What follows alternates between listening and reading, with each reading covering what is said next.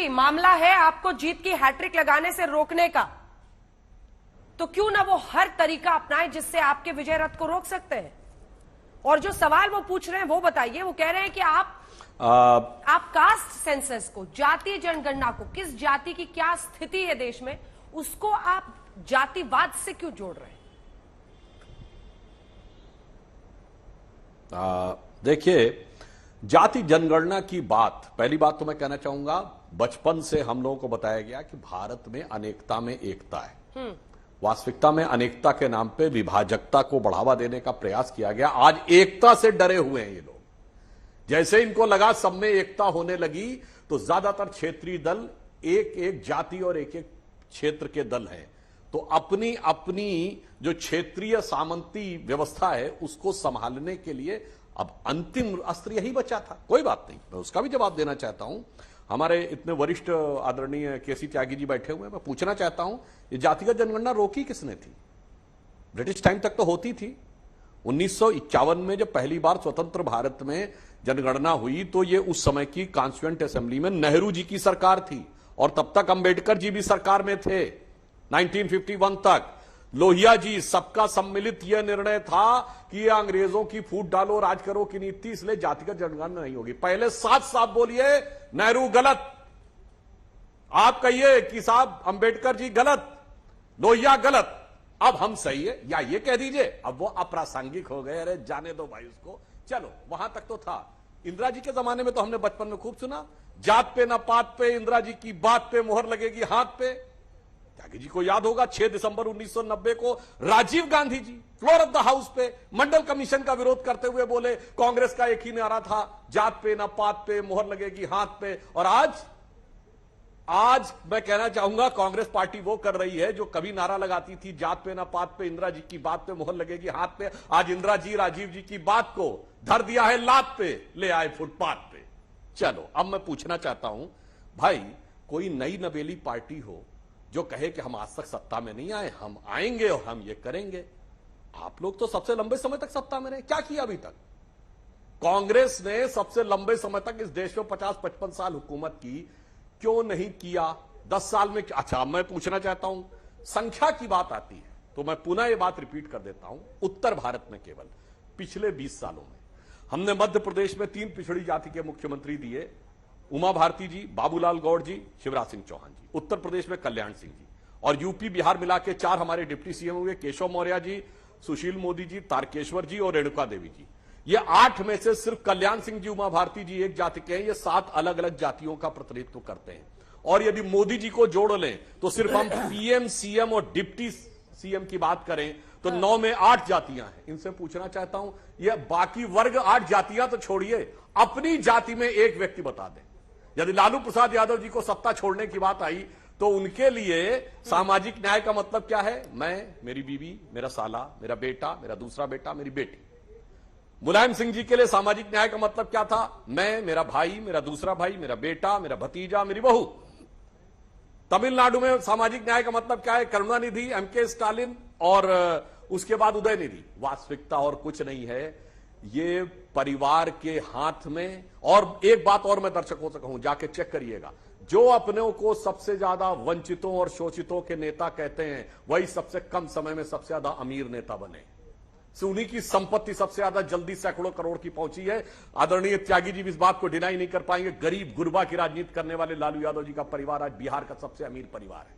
आज मुलायम सिंह जी धरती पुत्र, आज उनके गांव में जेट प्लेन उतर सके, उसकी एयर स्ट्रिप है, वो जेट प्लेन जिसका लाखों रुपए घंटे का किराया होता है। तो वास्तविकता में और कुछ नहीं है, जातिवाद का चूरन देना है और अपनी ही संपत्ति, अपने परिवार को संपूर्ण लेना है।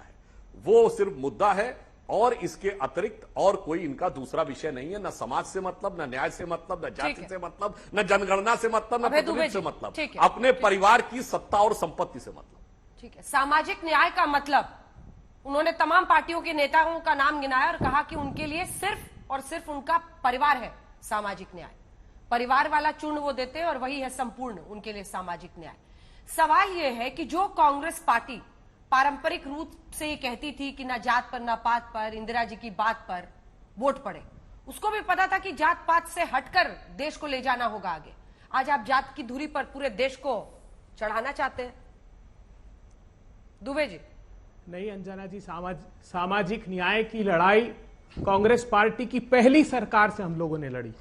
इतिहास गवाह 1951 में भी इसी प्रकार का आरक्षण के खिलाफ याचिकाएं दायर की गई और कहा कि भारत के संविधान के आर्टिकल 15(2) में जाति के आधार पर, धर्म के आधार पर, भाषा के आधार पर, जन्म के आधार पर विभेद नहीं किया जा सकता, इसलिए आरक्षण नहीं दिया जा सकता क्योंकि यह मूल अधिकार है। पंडित नेहरू एक पहला संशोधन, सबसे पहला संवैधानिक संशोधन लेकर आए 15(4) का, और हमने आरक्षण की प्रथा को प्रारंभ किया।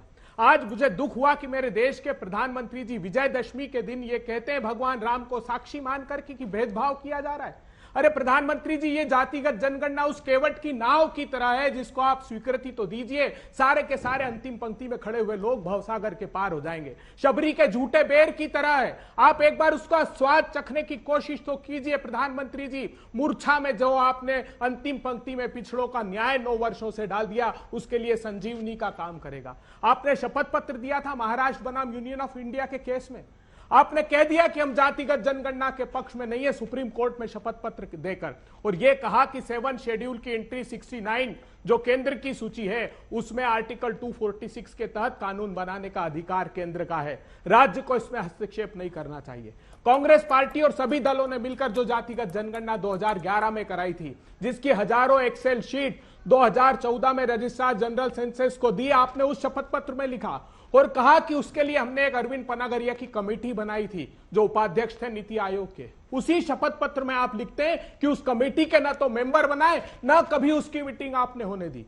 4 साल से आपने जनगणना रोक कर रखी है, सिर्फ इसलिए कि इस चुनाव तक आप जातिगत जनगणना का न्याय समाज के अंतिम पंक्ति को नहीं देना चाहते प्रधानमंत्री जी। अब पूछिए ना, अजीत पवार से बाहर करिए, फिर वो महाराष्ट्र में ये प्रश्न खड़ा कर रहे हैं कि जातिगत जनगणना होनी चाहिए। उत्तर प्रदेश में आपकी सहयोगी अनुप्रिया पटेल ये प्रश्न खड़ा कर रही है कि जातिगत जनगणना होनी चाहिए, तो फिर दरकिनार कर दीजिए ऐसे लोगों को जो आपकी भावनाओं के खिलाफ बात करते हैं। प्रधानमंत्री जी, नहीं, जातिगत जनगणना बाबा साहब अंबेडकर की भावना के अनुरूप जो राहुल गांधी जी कह रहे हैं, बाबा साहब का स्वप्न अधूरा राहुल गांधी करेंगे पूरा। राहुल गांधी जी ने संकल्प लिया है, सारे इंडिया के दलों ने संकल्प लिया है। सुधांशु जी, एक सेकंड आ रही हूं। राहुल गांधी जी जो सपना पूरा करेंगे बाबा साहब का, उसमें एंड गोल क्या है? जाति जनगणना तो आपको स्टैटिस्टिक्स देगा, नंबर देगा, आप उसके आधार पर क्या करेंगे? क्या आप आरक्षण बढ़ाएंगे? उस पर स्पष्टता लाइए कि करेंगे क्या, एंड गोल क्या है? बिल्कुल स्वाभाविक रूप से अंजना जी, हमने 27% आरक्षण कांग्रेस की सरकार ने मध्य प्रदेश में देने की कोशिश की, 27% आरक्षण हमने छत्तीसगढ़ में देने की कोशिश की, मगर अदालतों ने वो इस आधार पर खारिज कर दिया कि जो एक मुकदमे में निर्णय हुआ था 1993 में इंदिरा साहनी के, जिसमें लिमिट 50% की तय कर दी थी, क्योंकि कोई बेसिस नहीं था प्रधानमंत्री जी देश के पास, क्योंकि जातिगत जनगणना नहीं थी। अगर हमारे हाथ में जनगणना के आंकड़े होंगे तो हम वो न्याय कर पाएंगे। आप याद कीजिए, मंडल कमीशन में सिर्फ सरकारी सेवा के लिए आरक्षण था, लेकिन सोनिया जी ने 2007 में उच्च शिक्षा में जो केंद्र सरकार के अधीन आता था उसमें हमने न्याय दे दिया। काका कालेलकर की कमेटी बनी पंडित नेहरू के समय में, उसके बाद मंडल कमीशन आया जिसकी सिफारिशें भी नरसिम्हा राव जी की सरकार में लागू की। तो सभी सरकारों ने मिलकर काम किया है। प्रधानमंत्री जी, एक बार संगमत हो जाइए, राहुल जी के स्वर में स्वर मिला दीजिए। एक अंतिम अवसर हम इन सब लोगों को न्याय का इनको मिलना चाहिए। देश ने जो तरक्की की है आजादी के बाद, वो समाज के अंतिम पंक्ति में खड़े हुए लोगों को न्याय मिलने के बाद ही की है प्रधानमंत्री जी। उनके न्याय के साथ कुठाराघात मत कीजिए, छोटी राजनीति का शिकार मत त्यागी जी, फौरन आपके पास आऊंगी। सुधांशु जी, छोटा सा जवाब बस। बिल्कुल, मैं 3 पंक्ति में जवाब देता हूं। अभय जी ने या तो मेरी बात सुनी नहीं या उनको पता है कि विद्वान प्रवक्ता है, कांग्रेस के विद्वान प्रवक्ताओं में से एक मानता हूं, मगर आज क्या करें, बचकानी बात करनी है। न नेहरू का जवाब, न इंदिरा का जवाब, न राजीव गांधी का जवाब।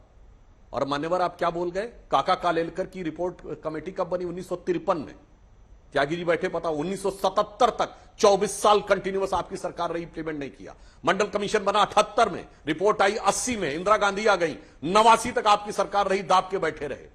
इसीलिए आपसे कहना चाहते हैं, एक बार बोल तो दीजिए कि नेहरू, इंदिरा, राजीव, अब उनकी बातें बेकार हो गई हैं, हम करना चाहते हैं। और मान्यवर आप क्या बोल जाते हैं? इंदिरा साहनी वर्सेस केस में सुप्रीम कोर्ट ने 1993 में जजमेंट दिया। किसकी सरकार थी 1993 में? केंद्र में कांग्रेस की सरकार थी ना। और मैं चुनौती से कहता हूं, दिखाइए जजमेंट में कहां लिखा है कि गणना नहीं थी इसलिए 50% किया। सुप्रीम कोर्ट ने यह कहा था उसका आधार यह बनाया था कि रिजर्वेशन किसी भी कीमत में आधे से अधिक नहीं हो सकता, यह उसने आधार बनाया था और आपकी सरकार ने उसको कोई कॉन्टेस्ट नहीं किया था, नरसिम्हा राव की सरकार ने। इसलिए मैं विनम्रता से पूछता हूं, एक बार कहिए नेहरू गलत, इंदिरा जी गलत, राजीव गांधी गलत, नरसिम्हा राव गलत, सोनिया गांधी की नेतृत्व में परोक्ष रूप से चलने वाली मनमोहन सिंह की सरकार गलत, और आज जब मैं हर चीजों में गलत साबित हो गया हूं तो मोदी जी से लड़ने के लिए कोई भी तरीका सही हो या गलत उसे मैं स्वीकार करने को तैयार हूं, क्योंकि अपने पुरानी चीजों की एक चीज का जवाब अभय जी, फिर आप दोनों की बीच में ये पूरी डिबेट फंस जाएगी। नहीं, सिर्फ 10 सेकंड, 10 सेकंड मतलब 10 सेकंड का रिप्लाई दूंगा, बिल्कुल 10 सेकंड। इंडिया जो काका कालेलकर कमेटी है उसमें जो एकमात्र ओबीसी के सदस्य थे शिवदयाल चौरसिया, उनका 89 पेजेस का डिसेंट था। उन्होंने कहा कि ये जो आरक्षण का आधार है ये आर्थिक आधार नहीं हो सकता, जातियों के साथ अन्याय हुआ है। इंदिरा गांधी ने 2 बार मंडल कमीशन को 2 बार एक्सटेंशन दिया और मंडल कमीशन अंततः नरसिम्हा राव जी की समिति ने की सरकार ने लागू किया है। कहां हैं आप? सिर्फ आरोप लगाना बंद कीजिए, न्याय कीजिए उस अंतिम पंक्ति में लोग खड़े लोगों के साथ। हम तो यही आग्रह हमारे प्रधानमंत्री जी से कर रहे हैं। विद्वानों के इतना बड़ा झूठ बोल गए। झूठ बिल्कुल नहीं, गलत बात। लागू किया था, उस समय अब करें नरसिम्हा राव ने लागू किया। बिल्कुल गलत। अब लीजिए त्यागी जी से चुनौती देता हूं, नोटिफिकेशन जो 5 और 6 अगस्त 1990 नोटिफिकेशन जारी हुआ वो नरसिम्हा राव जी की सरकार में जारी हुआ, देख लीजिएगा।